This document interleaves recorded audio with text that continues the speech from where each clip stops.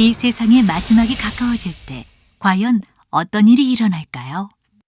그때를 어떻게 준비하는 것이 지혜로운 것일까요? 예수 그리스도의 계시라. 이는 하나님이 그에게 주사 반드시 속히 될 일을 그 종들에게 보이시려고 그 천사를 그 종 요한에게 보내어 지시하신 것이라.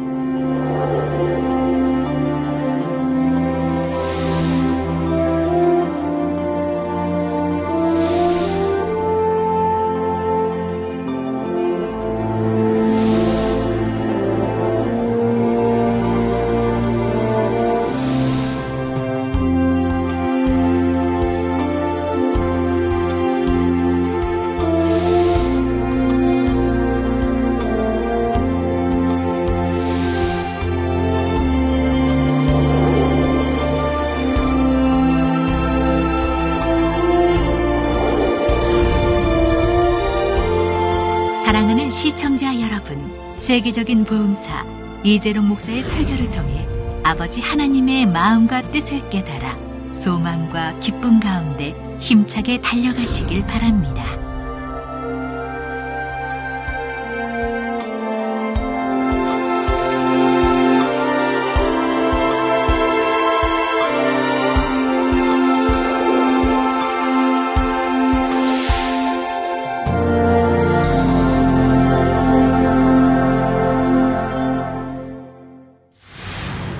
은혜 받으실 말씀은 요한계시록 3장 1절에서 6절 말씀입니다.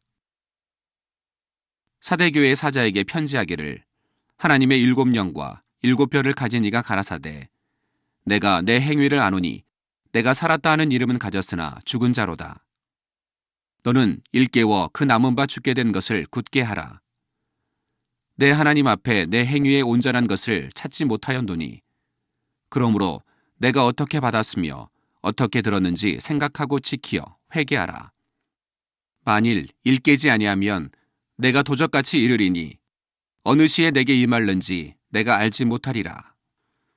그러나 사대에 그 옷을 더럽히지 아니한 자 몇 명이 내게 있어 흰 옷을 입고 나와 함께 다니리니 그들은 합당한 자인 연고라. 이기는 자는 이와 같이 흰 옷을 입을 것이요 내가 그 이름을 생명책에서 반드시 흐리지 아니하고 그 이름을 내 아버지 앞과 그 천사들 앞에서 시인하리라. 귀 있는 자는 성령이 교회들에게 하시는 말씀을 들을지어다. 사랑하는 성도 여러분, 시청자 여러분, 오늘부터는 7교회 중에 라오디게아 교회와 함께 주님께로부터 칭찬은 없이 책망만 들었던 사대교회에 대한 말씀을 증거하도록 하겠습니다. 사대교회는 주님으로부터 내가 살았다 하는 이름은 가졌으나 죽은 자로다 하는 마음 아픈 책망을 들은 교회입니다. 이 말씀은 겉으로 보기에는 살아있는 것 같지만 실상은 죽은 자라는 뜻으로서 다시 말해 하나님을 믿고 주님을 믿는다 하면서 스스로는 구원을 받았다고 생각하지만 정작 주님 편에서 보실 때는 구원과 상관이 없는 경우를 말합니다. 바로 마태복음 7장 21절에 나더러 주여 주여 하는 자마다 천국에 다 들어갈 것이요 다만 하늘에 계신 내 아버지의 뜻대로 행하는 자라야 들어가리라. 나더러 주여 주여 하는 자마다 천국에 다 들어갈 것이 아니요. 분명히 해주세요. 주여 주여 믿습니다 한다고 해서 천국에 들어가는 게 아니라 이 말입니다. 나더러 주여 주여 하는 자마다 천국에 다 들어갈 것이 아니요. 그럼 어떻게 해야 들어가냐? 다만 하늘에 계신 내 아버지의 뜻대로, 즉 만군의 여호와 하나님 아버지의 뜻대로 행하는 자라야 들어가리라 말씀하신 그대로인 것입니다. 만약 어떤 사람이 이 땅에서 나름대로는 하나님의 나라와 의를 위해 열심히 수고하고 헌신하며 살았다고 생각했는데 막상 마지막 심판날에 하나님 앞에 섰을 때 마태복음 7장 23절 말씀처럼 내가 너희를 도무지 알지 못하니 불법을 행하는 자들아 내게서 떠나가라 하는 말씀을 듣는다면 이보다 더한 비극이 어디 있겠습니까?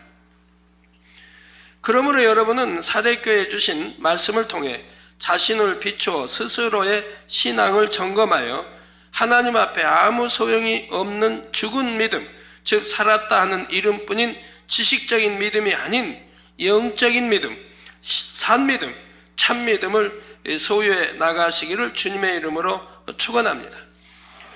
여러분, 영적인 믿음은 성경에도 보면 믿는 자에게는 이런 표적이 따르리니 라는 말씀이 나오잖아요. 영적인 믿음을 가지면 그런 표적이 따른다고 하는 것입니다. 그래서 여러분들은 그런 믿음을 가졌기 때문에 여러분 믿음대로 치료도 받고 또 기도해서 아픈 사람 치료도 해주고 하지 않습니까? 그래서 히브리 10장에도 보면 참마음과 온전한 믿음이 나오죠. 믿는다 해서 다 믿음이 아니라 이 말입니다. 온전한 믿음.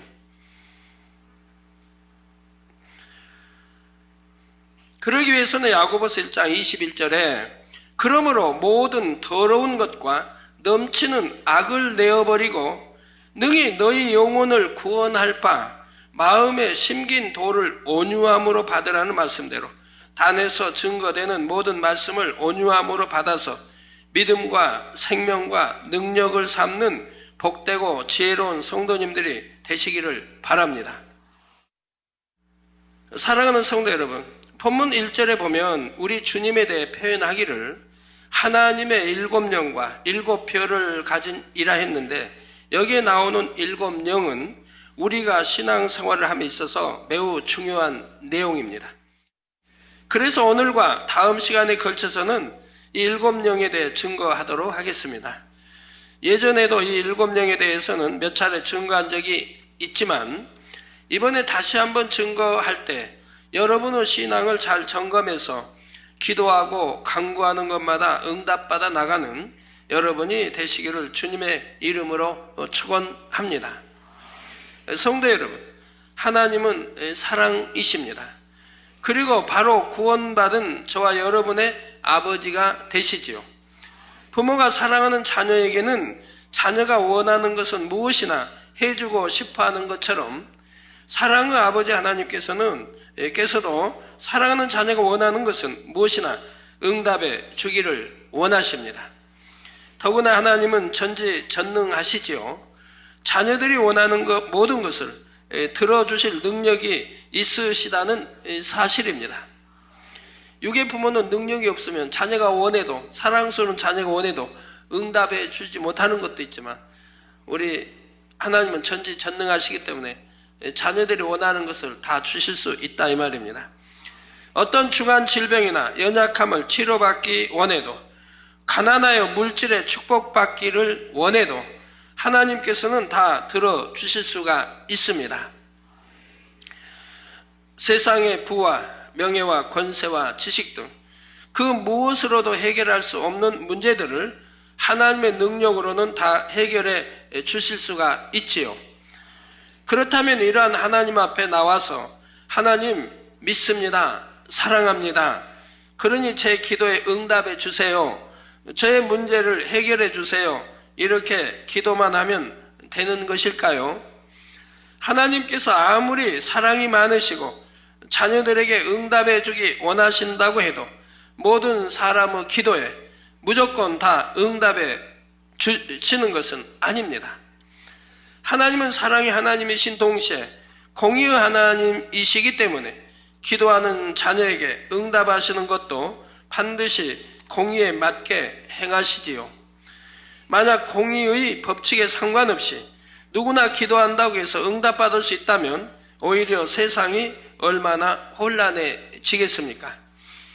욕심으로 하는 기도, 악한 마음으로 하는 기도, 자기 유익만을 위해 하는 기도, 그릇 준비되지 않은 사람의 기도도 만약 이러한 기도까지 다 응답이 된다면 그것은 자신에게도 결코 득이 되지 못하지요. 그래서 하나님께서는 모든 응답과 축복을 주심에 있어서 반드시 영계의 법칙에 맞춰서 공의에 따라 역사해 가십니다. 그러므로 여러분이 응답을 받기 위해서는 먼저 이 공의의 법칙을 잘 알아야 하는데, 오늘 본문에 나오는 7영이 바로 여러분이 응답받기 위해 꼭 알아야 하는 공의의 법칙에 해당하는 내용이지요. 자, 그렇다면 7영이란 무엇일까요? 7영이란 영 자체이신 하나님의 마음입니다. 우리가 하나님 앞에 나가 응답을 받기 위해서는 하나님의 마음을 알아야 하지요.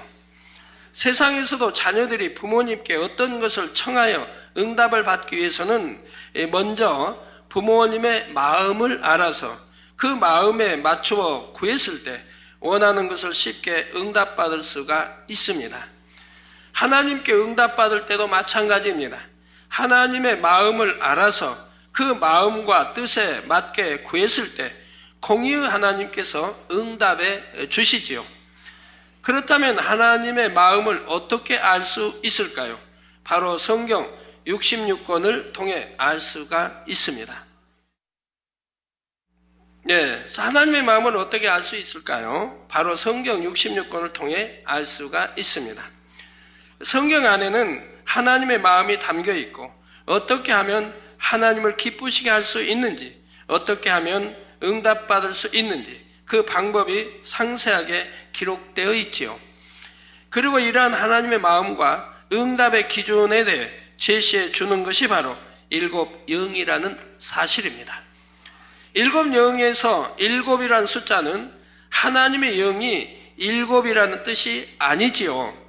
7은 영적으로 완전하다는 의미입니다. 요한복음 4장 24절에 보면 하나님은 영이시니 말씀한 대로 하나님은 영 자체이십니다. 따라서 이처럼 영 자체이신 하나님의 마음을 7영이라 한 것은 완전하신 하나님의 영을 나타내는 것이지요. 계시록 5장 6절에 보면 내가 또 보니 보좌와 내 생물과 장로들 사이에 어린 양이 섰는데 일찍 죽임을 당한 것 같더라. 7뿔과 7눈이 있으니 이 눈은 온 땅에 보내심을 입은 하나님의 7영이더라 했습니다.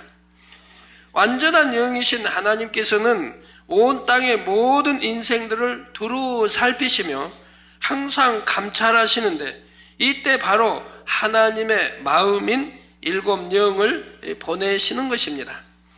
그래서 하나님의 마음인 7영이 모든 사람들의 마음과 행실을 살피심으로 저나 또 여러분 각 개개인 모두의 마음과 행실을 살피심으로 하나님의 마음에 합당한 사람에게 공의에 맞춰 응답과 축복을 주시는 것이죠.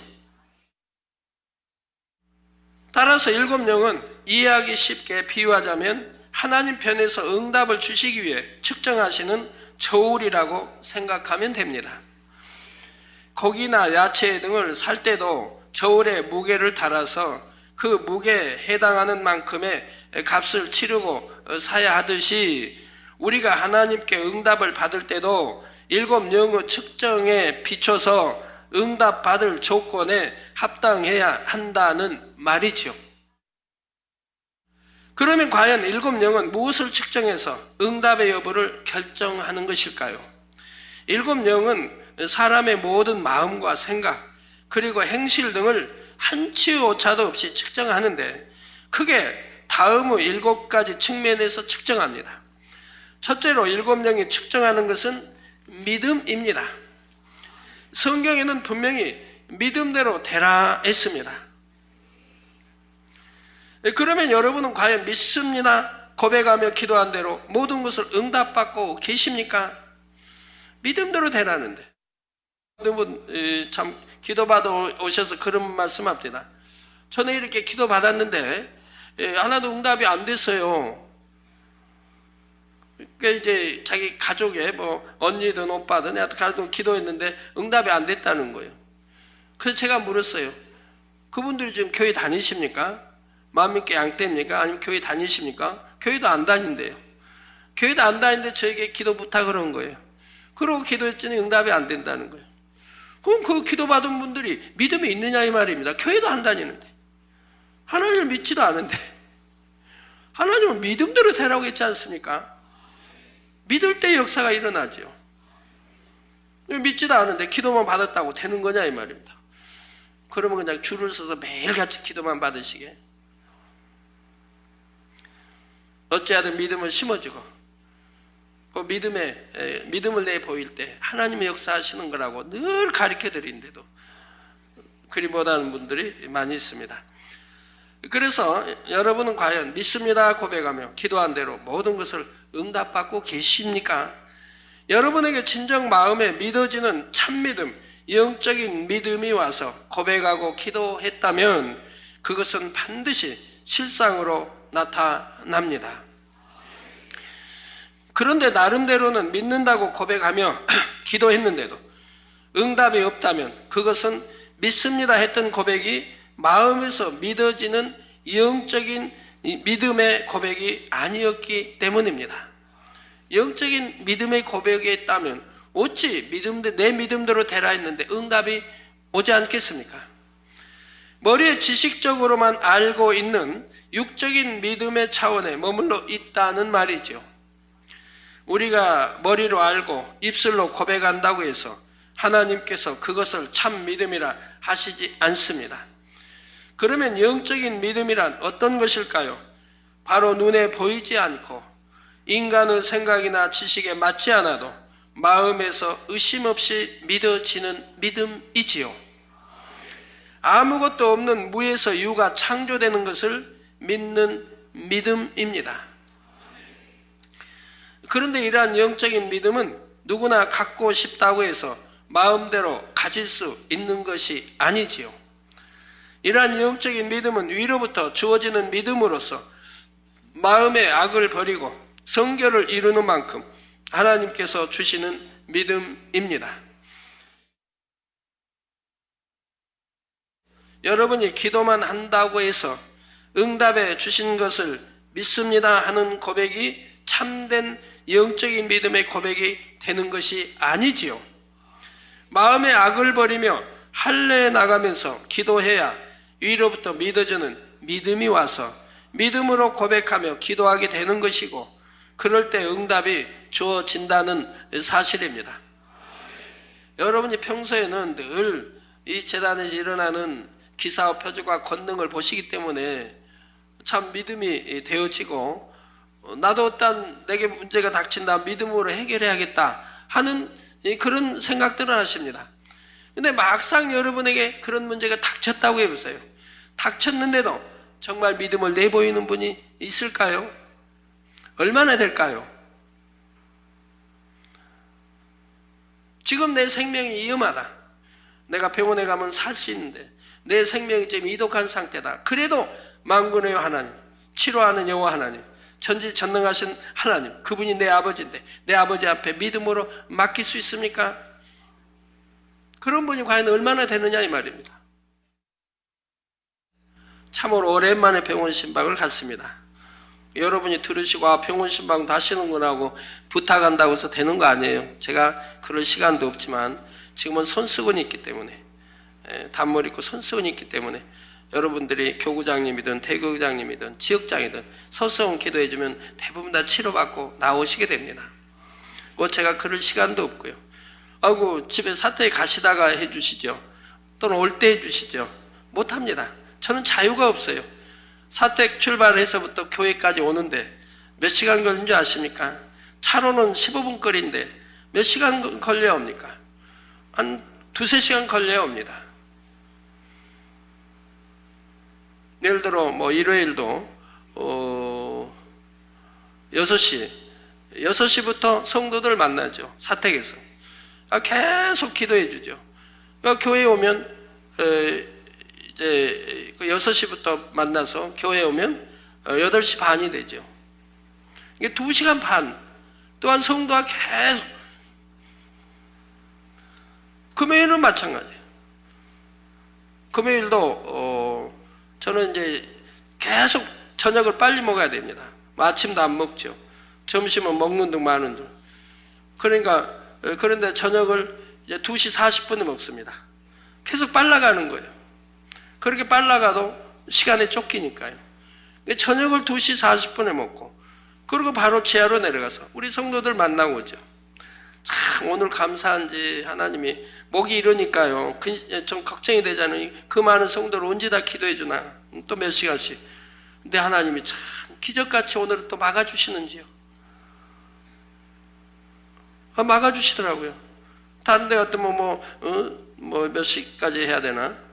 4시, 그러니까 4시, 5시인가요? 2시 반. 4시. 4시부터 와서 기도를 하는데, 그래가지고 계속 하고, 이제 교회에 오면, 여하튼, 그리고 이제 교회를 오는데, 그 몇 시간을 기도했는데, 오늘은 먹이는 걸 아버지 하시니까 어떻게 그 많은 성도들을 다 막으셨는지. 그래가지고 불과 한 200명밖에 안 돼가지고 빨리 기도를 하고 올 수가 있었지요. 그래서 참 하나님 너무나 감사하다. 어떻게 그 많은 성도 일일이 다 기도해주고 또 이런 충만한 목으로 했는데 어떻게 오늘 처음 있는 일이에요. 막아주신 거예요, 하나님이. 그래서 이런 때도 있구나 했는데, 예, 그렇게 오는 길 가는 길, 교회까지 오는 길 가는 길이 난 자유가 없는 거예요. 수천의 성도들을 악수하고 기도해주고 오고 가야 되니까 어디를 갈 때도 못 하는 거예요. 그런데 우리 이제 교회에서 정말 우리 오남성계 회장님이시고 오랫동안 또 회장님 하셨고 그만큼 또 그 가정 권사님이고 이런 가정이기 때문에 그런데 병원에서 의식을 잃고 깨어나질 않는다는 거죠. 의식을 깨어나지 말도 못하고 의식도 깨어나질 않는다. 교구장님도 대교구장님도 갔겠는데 깨어나질 못한다고.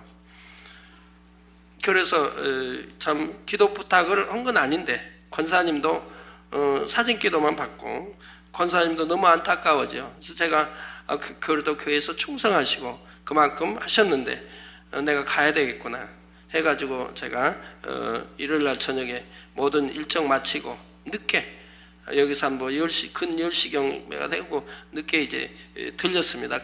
가는 길에 이제 그 시간에는 다 단일체나 성도들 할 시간이니까 또 악수할 거, 성도 기도할 거 다 해주고 그리고 이제 출발해 갔어요. 병원에 가서 이제 중환자실이니까 교회 목사님 왔다는데 들어가기는 하죠. 그래서 이렇게 들어가서 보니까 의식도 없고요. 그냥 눈도 감은 채 뜨지도 못하고요. 말도 못하고 그냥 그런 상태로 있더라고요. 그래서 이제 기도를 해드렸어요. 기도를 해주고 그리고 마치어 사택에 다음날 들으니까 깨어났다고 그러세요. 그런데 이제 그 권사님, 부인되는 권사님 말씀 들으니까 또 다른 분 말씀 들으니까 병원에서도 40% 머리의 40%가 세포가 죽어버렸다 이 말이에요. 머리 전체 염증으로 갈렸고 세포가 죽어서 살릴 길이 없다. 그래서 장례 준비하세요. 병원에서 그랬더니 장례 준비하라.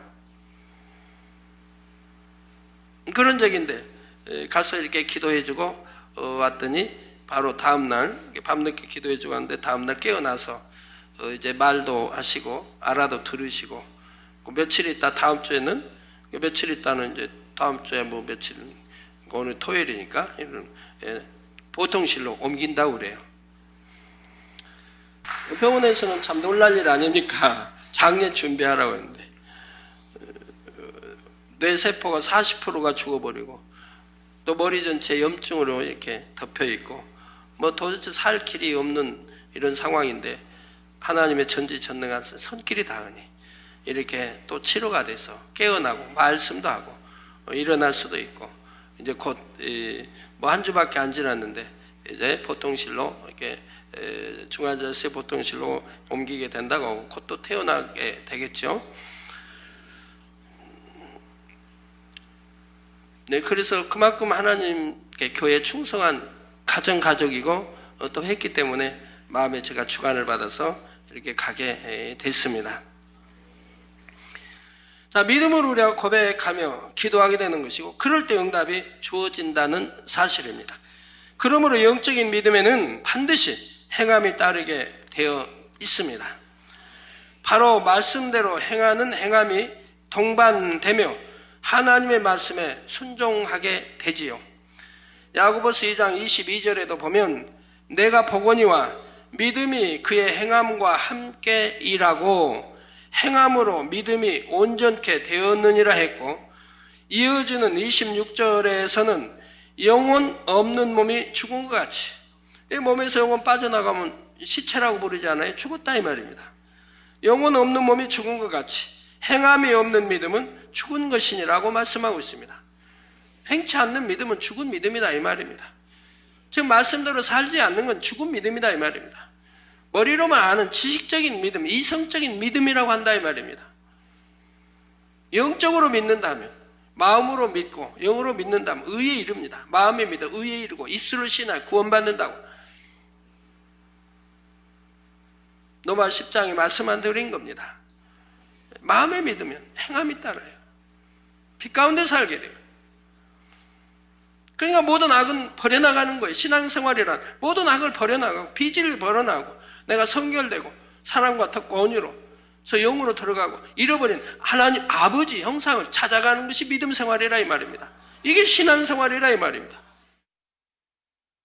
그래서 내가 보거니와 믿음이 그의 행함과 함께 일한다. 믿음은 행함과 일치하는 거예요. 행함이 없는 믿음은 죽은 믿음이고 믿음은 행함과 일치한다 이 말입니다. 그래서 믿음이 그의 행함과 함께 일하고 행함으로 믿음이 온전케 되었느니라고 하지요. 여러분 이런 믿음 생활 하고 계십니까? 하고 계세요? 하고 계시는데 응답 못 받을까요? 받습니다. 하나님 말씀에 이건 죄니 버려라 하면 버리고, 이건 하지 말라 하면 하지 않고, 이건 사망의 길이니까 절대로 해서는 안 된다 하면 하지 않는 거예요. 믿는다면 안 하는 거예요. 누가 어리석게 지옥 갈 행위를 하겠습니까?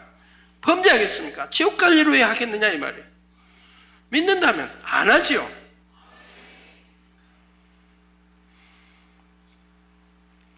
육체를 행해도 성경은 분명히 구약 신약이다 구원받지 못한다고 되어 있는데, 하물며 예를 들어 자살한다, 그건 뭐 지옥 그냥 직행이죠. 지옥보다 더 못한 귀신이 돼서 떠돌아다니다가 결국 심판 받게 되는 것이고, 어떤 사람은 믿는다고 실컷 일하고 하나님 일해놓고 뭐 자살한다고, 뭐 믿음이에요? 믿는 거예요? 아니라 이 말입니다. 그래서 믿음은 행함과 함께 일한다. 내가 믿으니 먹으나 입으나 마시나 하나님께 영광 돌리게 사는 것이고요, 영광을 위해 살라고 했습니다. 그 빛 가운데 살 거고요, 죄는 짓지 않으려고 할 거고요. 제가 비유대로 이렇게 설명할 때 물을 사용하죠. 이거는 여튼 이름은 모르는데 뭐라 그러는지, 단물로 하죠. 단물을 마시면 갈증이 해소되고 목이 좀 부드러워진다. 뭐 사실이에요 아니에요? 여러분이 아시도 사실이죠. 믿지 않습니까? 그거 믿으니까 어떻게 하겠어요? 내 갈증이 나고 목이 마르다, 갈증이 난다. 그럼 어떻게 할까요? 이 믿으니까 마실 거 아닙니까? 그래서 마신다 이 말이에요. 자, 이게 믿으니까 행함이 따른다 이 말이에요. 마시게 되더라 이 말이에요. 갈증을 해소하기 위해서. 그리고 이렇게 갈증을 해소하기 위해서 마셨더니 믿음대로 됐어요 안 됐어요? 이거 마시면 갈증이 해소되고 목이 부드러워진다. 믿고 마셨는데 그 믿음대로 됐어요 안 됐어요?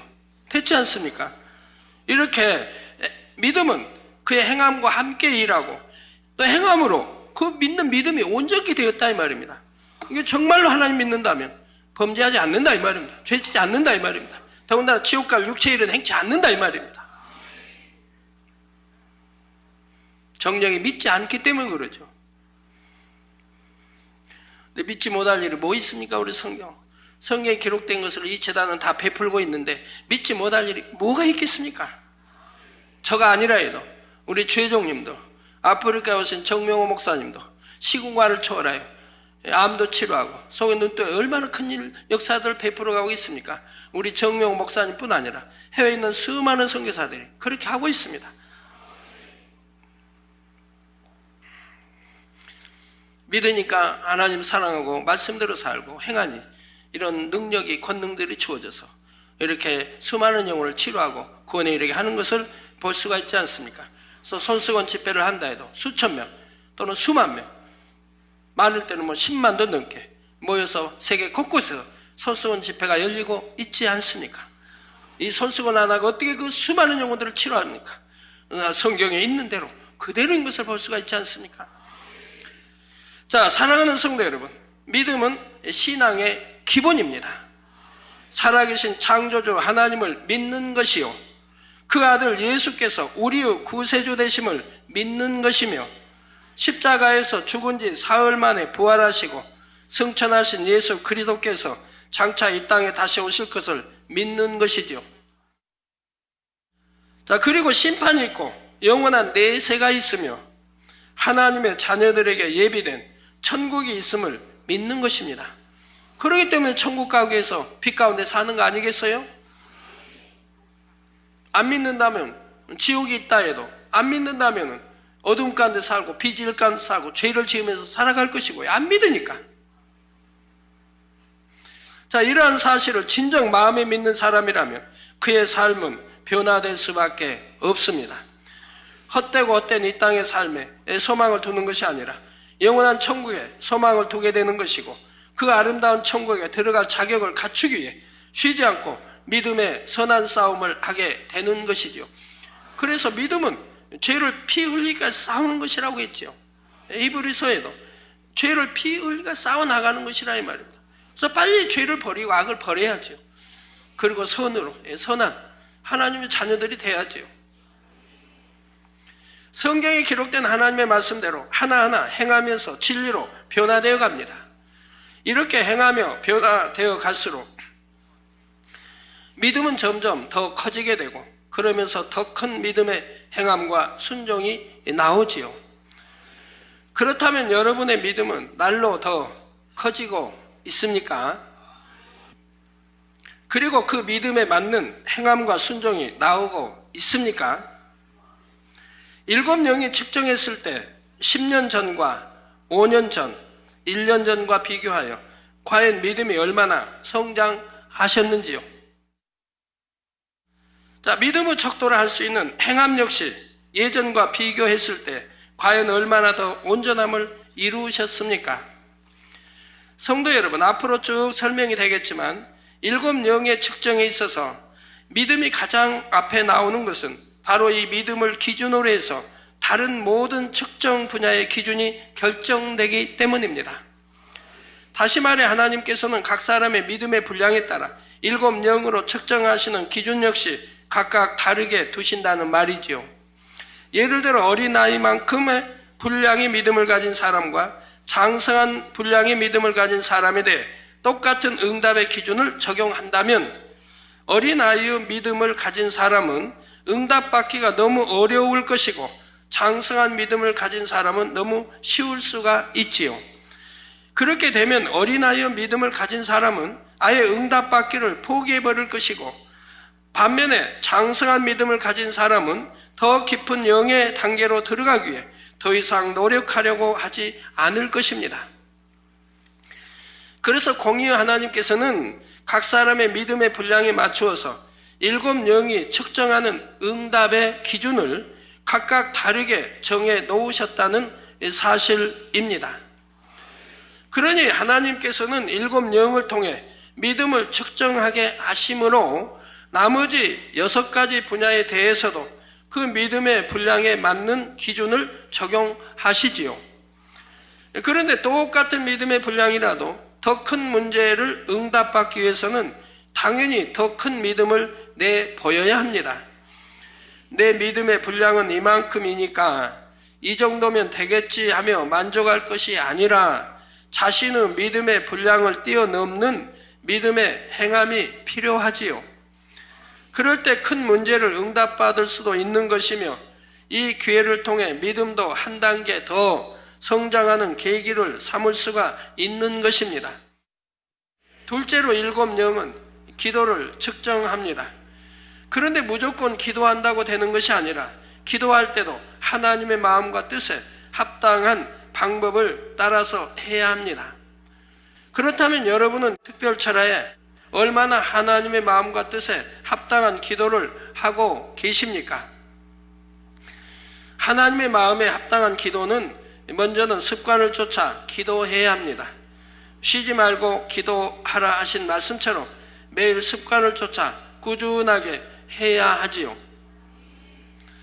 이렇게 항상 기도하는 사람이라야 늘 깨어 있을 수가 있어서 시험에 들지 않을 수 있을 뿐만 아니라 설령 어떤 문제나 시험이 온다 해도 신속하게 응답받고 통과할 수가 있습니다. 항상 깨어 기도해 왔기 때문에 어떤 시험과 환난이 어려움이 왔다 해도 바로 기도 조금만 해도 응답받을 수가 있다 이 말입니다. 쉬지 않고 기도해 왔기 때문에. 그러나 기도 쉬었던 사람이 그런 문제를 해결하려고 하면 얼마나 많은 시간을 들여 기도해야 되겠습니까? 하나님과 담이 딱 되어 있는데 그 담을 헐려고만 해도 꽤 많은 시간이 걸려야지 않겠습니까? 그런데 만약 특별철야 같은 때만 반짝 기도하고 다른 때는 기도하지 않는다면 그런 사람은 습관을 쫓아 기도하는 것이 아니지요. 물론 믿음의 분량에 따라서는 특별철야만 잘 참석해도 응답받는 분들이 있지만 그래도 믿음이 있다 하는 분들이라면 습관을 쫓아 기도하기를 쉬지 말아야 합니다. 그러면서 특별철야를 맞아 더 마음과 뜻과 정성을 다해 드릴 때라야 마음의 간구와 기도에 응답받을 수가 있는 것이지요. 그렇다 하여 평소에는 잘 기도를 안 하다가 특별철야에만 참석하신 분들이라도 응답받기가 쉽지 않겠다 하여 포기해서는 안 됩니다. 특별철야를 계기로 이제부터라도 기도하는 분이 되신다면 하나님께서 여러분을 얼마나 사랑스럽게 보시겠고 그러니 당연히 응답해 주시지 않겠습니까? 다음으로 무릎을 꿇고 기도해야 합니다. 성경상의 선지자들은 물론 예수님께서도 무릎을 꿇고 기도하셨지요. 전지전능하신 아버지 하나님 앞에 우리 인간의 힘으로 할 수 없는 것을 구하면서 겸비하게 무릎을 꿇고 아랜다는 것은 당연한 것입니다. 무릎을 꿇을 상황이 안 된다면 어쩔 수 없겠지만 그렇지 않다면 무릎을 꿇고 기도하는 것이 성경적일 뿐만 아니라 하나님의 마음에 더 합한 기도가 될 수가 있지요. 다음으로 내 뜻대로 기도하는 것이 아니라 아버지 하나님의 뜻에 따라 기도해야 합니다. 내 마음대로 내 뜻대로. 여러분 우리 주혜종님도 양떼들 이렇게 참 인도하는 데 있어서 어떤 주혜종은 자기 마음대로 자기 뜻대로 인도하는 분이 있어요. 이게 주님의 마음인지 하나님의 마음인지도 구별하지 않고 자기 마음과 뜻대로 자기 틀대로만. 우리가 기도하는 것도 내 뜻대로 기도하는 것이 아니라 아버지 하나님의 뜻에 따라 기도해야 됩니다. 양떼를 치료함에 있어서도 내 뜻대로 내 생각대로 내 틀대로 하는 것이 아니라 주님의 마음이 돼서 해야 된다 이 말입니다. 주님의 마음은 사랑과 온유와 덕과 이러한 것이 다 갖춰져 있다 이 말입니다. 이런 마음으로 양떼들을 치료해야 된다 이 말입니다. 푸른 초장으로 찬잔한 시냇가로 인도를 해 가야 된다 이 말입니다. 양떼를 힘들게 해도 안 되고 일꾼을 힘들게 해서도 아니 되고 그렇게 잘해가는 주혜종들은 양떼를 통해서 무수히 제 귀에 들어오는 거예요. 우리 전도사님은, 우리 목사님은, 우리 교구장님은 너무너무 이렇게 양떼들을 편하게 해주고 잘 인도하고 이런 소식이 1년이면 꽤 많이 들어오죠. 우리가 행하는 것도 기도하는 것도 오직 주님의 마음이 돼서 하나님의 뜻에 합당하게 기도해야 되는 것입니다. 예수님께서 누가복음 22장 42절 후반절에 내 원대로 마옵시고 아버지의 원대로 되기를 원하나이다 기도하셨듯이 기도는 자기의 뜻이나 유익을 위해 하는 것이 아니라 하나님의 뜻을 쫓아 해야 하지요. 야고보서 4장 2절 후반절에서 3절에도 너희가 얻지 못하면 구하지 아니하며 구하여도 받지 못하면 정욕으로 쓰려고 잘못 구함이니라 하셨습니다. 여러분, 구하는 것은 반드시 주신다 하나님 했잖아요. 구하라 주실 것이요 찾으라 찾고 두드려라 열릴 것이냐. 근데 구해도 응답받지 못하는 것은 구하지 아니하며, 구했는데도 응답 못 받는다는 것은 정욕으로 쓰려고 잘못 구했기 때문에 하나님은 응답해 주지 않는다고 말씀하고 계시다 이 말입니다. 욕심 가운데 하나님의 뜻에 맞지 않게 하는 기도는 응답받을 수 없음을 알아야 합니다. 다음으로 힘쓰고 애써서 부르짖어 기도해야 합니다. 예수님께서는 얼마나 힘쓰고 애써 기도하셨던지 땀이 땅에 떨어지는 핏방울같이 되셨다 했죠. 가끔 간증편지 오는 거 보면 그런 성도가 있습니다. 땀이 핏방울이, 여하튼 힘쓰고 애써서 땀이 나게 기도하려고 애를 쓰는데 아직 그런 땀이 나오지 않아서 더 간절히 중심을 다해 기도하겠습니다. 이런 편지들 오는 걸 보게 됩니다.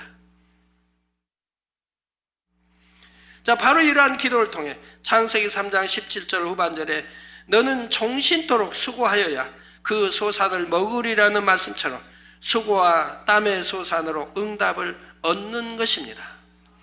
다음으로 마음 중심의 기도를 해야 합니다. 하나님께서는 사람을 외모로 취하지 않으시고 중심을 보시기 때문입니다. 기도 역시 거룩한 겉모습이 중요한 것이 아니라 얼마나 간절한 중심으로 기도하느냐가 중요하지요. 아무리 애쓰고 힘써 기도하는 것 같아 보여도 만약 중심의 기도를 올리지 않는다면 소용이 없습니다. 그러나 정말 중심을 다해 간절하게 기도하게 되면 저절로 입술이 열리고 소리내어 기도하게 되며 감동함 가운데 부르짖어 기도하게 되지요. 그래서 중심의 기도를 하게 되면 자연히 애쓰고 힘써 기도하게 되는 것입니다. 다음으로 믿음과 사랑을 가지고 기도해야 합니다. 야고보서 1장 6절에서 7절에 오직 믿음으로 구하고 조금도 의심하지 말라. 의심하는 자는 마치 바람에 밀려 요동하는 바닷물결 같으니 이런 사람은 무엇이든지 죽게 얻기를 생각하지 말라. 여러분, 기도 받으러 올 때에 믿음 가지고 옵니까? 많은 분들이 저에게 한 주에도 엄청 많은 분들이 기도 받지만 정말 믿음 가지고 기도 받는 분들은 그렇게 많지 않아요. 참 안타깝지요. 기도는 해드리지만 안타까워요. 믿음 가지고 나오는 게 아니에요. 권능이 있다니까 기도 받아보고 안 나오면 나 병원에 가고 이런 식이에요.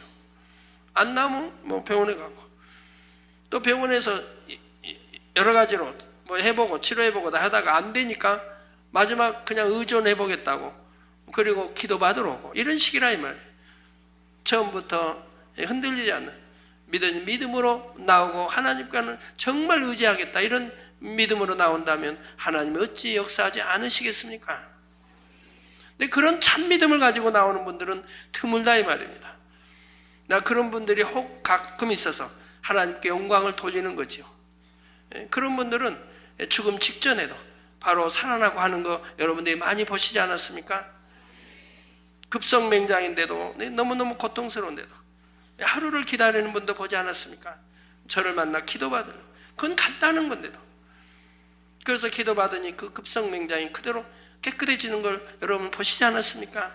그런 분들이 하나둘이 아닌 거 여러분 아십니다.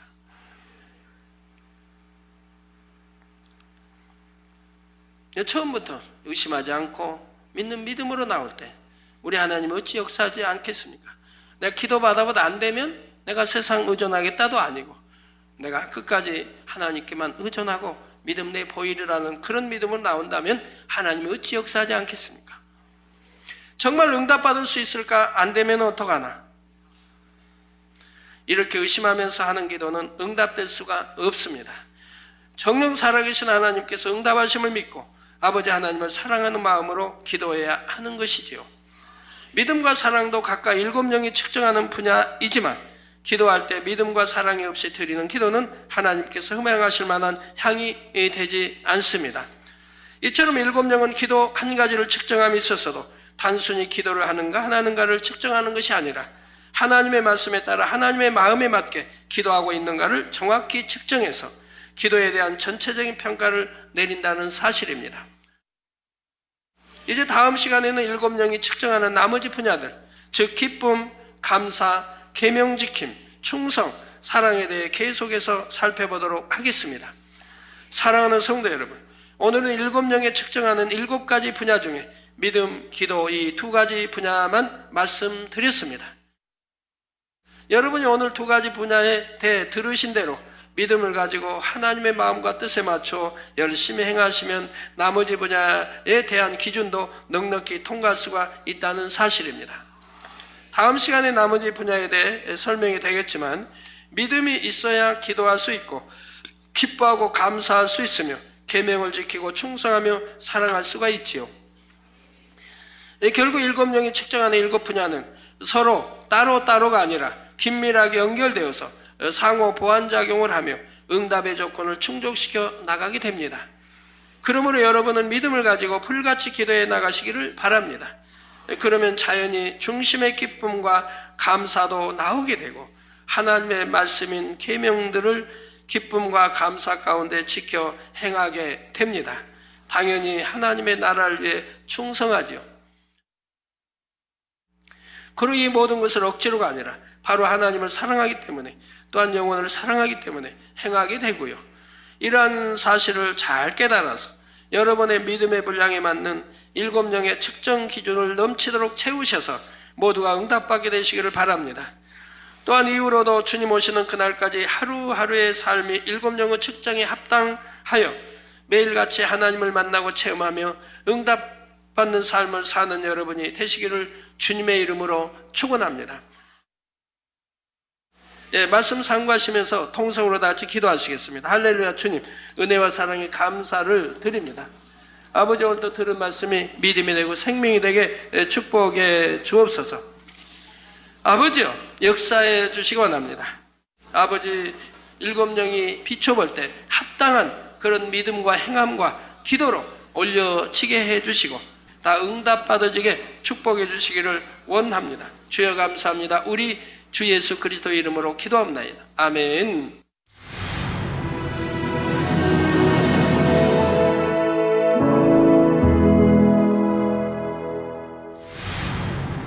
할렐루야. 전능하신 사랑의 아버지 하나님, 이 시간 기도받는 모든 성도님들 위해 안수하여 주옵소서.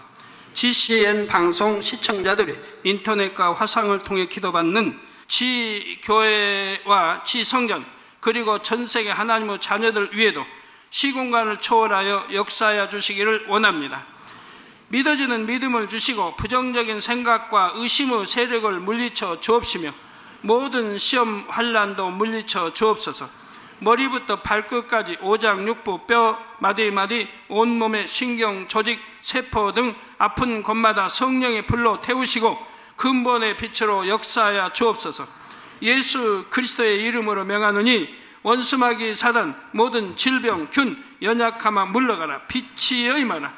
모든 불치 난치병도 성령의 불로 태워 깨끗하게 역사하여 주옵소서. 말라리아를 비롯한 모든 풍토병도 물리쳐 주옵소서. 깨끗함을 입을지어다. 감기, 기침, 열, 몸살, 독감 등 각종 유행성 질병도 다 물러가라. 어떠한 유행성 질병 균도 틈타지 않게 지켜 주옵소서. 위암, 폐암, 간암, 유방암, 자궁암, 대장암, 피부암 등 각종 암과 에이즈, 백혈병, 뇌졸중, 고혈압, 저혈압, 심장병, 폐병, 위장병, 당뇨, 부인병, 피부병, 갑상선, 질환과 모든 염증도 깨끗게 하여 주옵소서. 소아마비, 중풍, 관절염, 디스크도 온전케 하여 주옵소서. 요통, 두통, 신경통을 비롯한 모든 통증은 사라질지어다.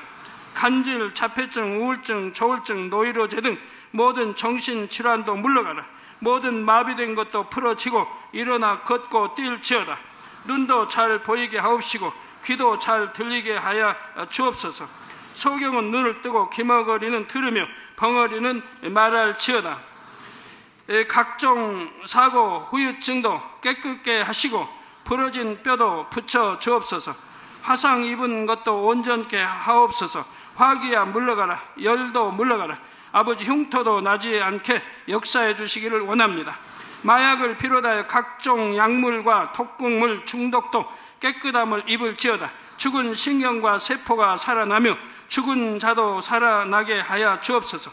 잉태의 축복도 주시기를 원합니다. 잉태 축복을 받으라 예수 그리스도의 이름으로 명하느니 원수마귀 사단아 하늘 공중 곳에 잡은 악의 영들아 물러가라. 그의 사자들도 물러갈지니라. 이 땅의 악한 영, 더러운 영, 거짓되고 간사한 영, 이간질하고 미혹하는 모든 어둠들은 물러가라. 모든 흉악의 결박을 풀고 어둠아 물러가라. 빛이여 임하라.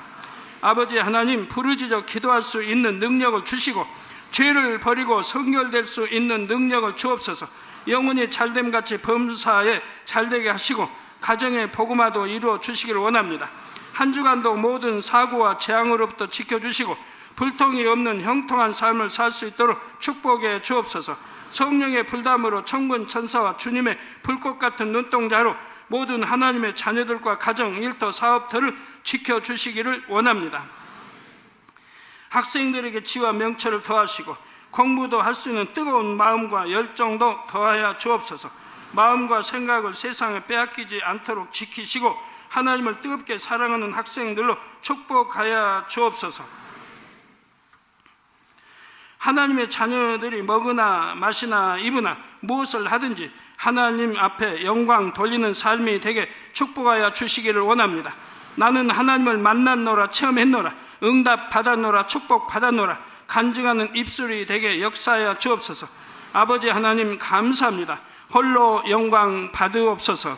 우리 주 예수 그리스도의 이름으로 기도하옵나이다. 아멘.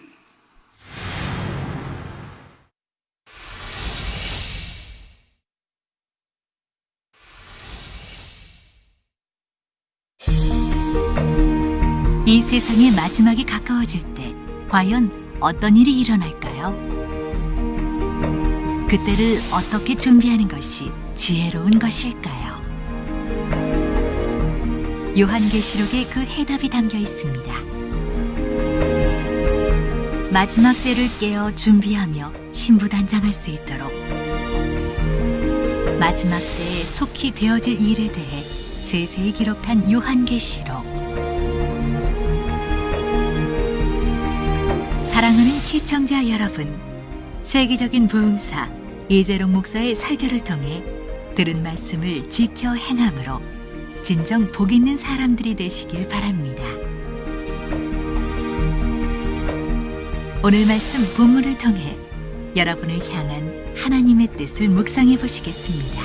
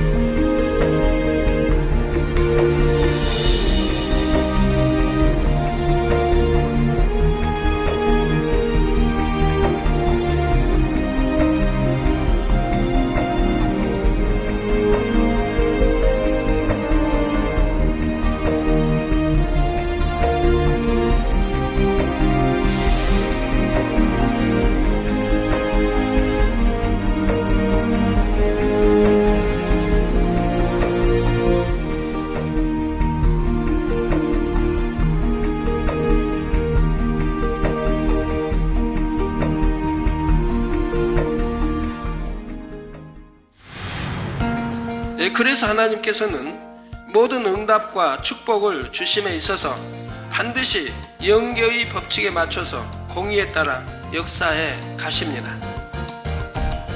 자, 그렇다면 일곱 영이란 무엇일까요? 일곱 영이란 영 자체이신 하나님의 마음입니다. 그렇다면 하나님의 마음을 어떻게 알 수 있을까요? 바로 성경 66권을 통해 알 수가 있습니다. 그리고 이러한 하나님의 마음과 응답의 기준에 대해 제시해 주는 것이 바로 일곱 영이라는 사실입니다. 그래서 하나님의 마음인 일곱 영이 모든 사람들의 마음과 행실을 살피심으로 저나 또 여러분 각 개개인 모두의 마음과 행실을 살피심으로 하나님의 마음에 합당한 사람에게 공의에 맞춰 응답과 축복을 주시는 것이죠. 따라서 일곱 영은 이해하기 쉽게 비유하자면 하나님 편에서 응답을 주시기 위해 측정하시는 저울이라고 생각하면 됩니다. 그러면 과연 일곱 영은 무엇을 측정해서 응답의 여부를 결정하는 것일까요? 첫째로 일곱 영이 측정하는 것은 믿음입니다. 일곱 영의 측정에 있어서 믿음이 가장 앞에 나오는 것은 바로 이 믿음을 기준으로 해서 다른 모든 측정 분야의 기준이 결정되기 때문입니다. 둘째로 일곱 영은 기도를 측정합니다. 하나님의 마음에 합당한 기도는 먼저는 습관을 쫓아 기도해야 합니다. 쉬지 말고 기도하라 하신 말씀처럼 매일 습관을 쫓아 꾸준하게 해야 하지요. 다음으로 무릎을 꿇고 기도해야 합니다. 다음으로 내 뜻대로 기도하는 것이 아니라 아버지 하나님의 뜻에 따라 기도해야 합니다. 다음으로 힘쓰고 애써서 부르짖어 기도해야 합니다. 다음으로 마음 중심의 기도를 해야 합니다. 다음으로 믿음과 사랑을 가지고 기도해야 합니다. 결국 일곱 영이 측정하는 일곱 분야는 서로 따로따로가 아니라 긴밀하게 연결되어서 상호 보완작용을 하며 응답의 조건을 충족시켜 나가게 됩니다.